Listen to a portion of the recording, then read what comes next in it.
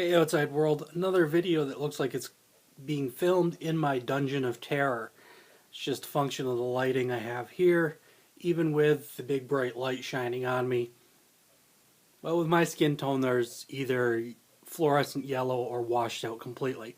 But I wasn't here to talk about how I'm so pale I glow in the dark. I'm here to talk about US Women's National Team Olympic qualifying CONCACAF blah blah blah roster. It's out today. It's a little different than expected, but at the same time, it's not really surprising because a lot of the hard decisions were made for Ellis. Or else maybe Ellis made hard decisions and who knows what's going on behind the scenes.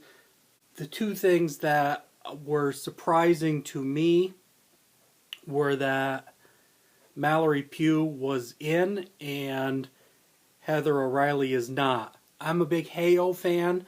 Not necessarily for her play, although I think she's really stepped it up over these last couple months. And recently in training, she set the beep test record, and she seems to be really, really pushing it to stay on the team, to stay in part of the player pool. And it may be that what we're seeing now as people are jazz hands? No, as people are rushing to judgment and we're all doing our hot takes and our commentary, this is the CONCACAF qualifying tournament. There's more to come before we get to Rio. So decisions that happen now aren't necessarily what we're going to see. This isn't the Olympic roster, this is the qualifying roster. So Heyo is out. Whitney Angen also out. Not as surprising, she hadn't seen a lot of playing time. A lot of the youth movement we've seen in the last few weeks is in. Sam Mewis, Steph McCaffrey, obviously Pugh the Wonderkin. But overall, not a lot different than the World Cup roster, other than we've had so many retirements. Kolupny, Abby Wambach, Shannon Box, Lauren Cheney, Holiday. You know, this is just a function of my brain not working because all of these were players that had significant roles over the years, and I'm just blanking. So between those and then the injuries, Christy Rampone, who was going to be a rough call, I feel, for Ellis because great leader, tremendous role model, actually older than me, which is hard to believe, I think. Close to the same age. She wears it much better than I do. But when you have an abbreviated roster, the ability to carry extras and those players that bring the intangibles instead of the players that are scoring or stopping goals gets a lot harder to make. Which is why for the longest time people were saying that we were only going to be taking 2 goalies into the World Cup because we needed to free up that roster spot. Now A-Rod's pregnant, Sid LaRue's pregnant, Rampone's rehabbing, frees up a spot to bring a third goalie. Could they have brought 2 and then opened up a spot for Heyo or Whitney Angen? Maybe they could have. But part of the calculus that has to go into this is that Hope Solo has legal issues, which I've talked about in the past, and she's not the youngest keeper anymore. She's still the top of her game apparently, but who seems to be the number 2, Ashlyn Harris, is not significantly younger than Hope, which I can't imagine being one of the top 5 people in the world in your position sitting behind number 1 where you have nowhere to go. Harris may spend her career waiting for Hope to retire and may leave first. I think that played a role in Jill Loyden's retirement.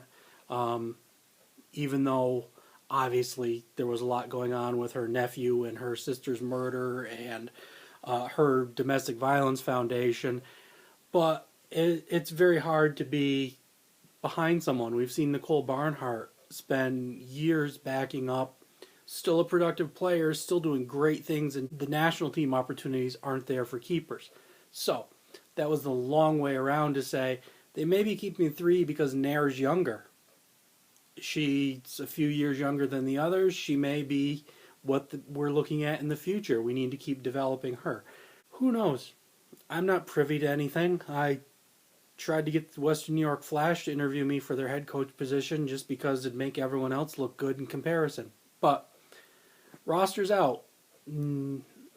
Disappointing to see Heyo not on there, given all she's been doing, but not really surprising with the youth movement that's been going on, with the quality of the teams we'll be playing in CONCACAF, in the qualifying tournament that happens solely in the U.S. and Texas and somewhere down south. Nowhere I'm going to a game unless you want to send me tickets.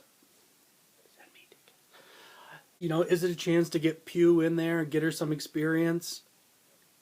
To get Sam Mewis or Steph McCaffrey, players who have a lot of upside, a lot of great potential, but haven't been burning up the score sheet, haven't been really sticking the stops and digging in on defense.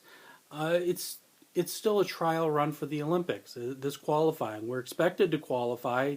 Our CONCACAF pool is not tough, but at this point, there was some point I was going to make. What was my point about this point? I have no idea. So, we're glad to see the rosters out. There's certainly disappointment for O'Reilly, who's a fan favorite, and for Engen, who clearly does work hard. But at the same time, we had a very old team in the World Cup, and things like Pino's injury and Abby retiring, and that it's a sign we need to start looking at the next steps. So, tell me what you think about this Olympic qualifying roster. Comment, thumbs up, whatever you do to get my attention. I look forward to it. Let's talk soccer. Thanks, people.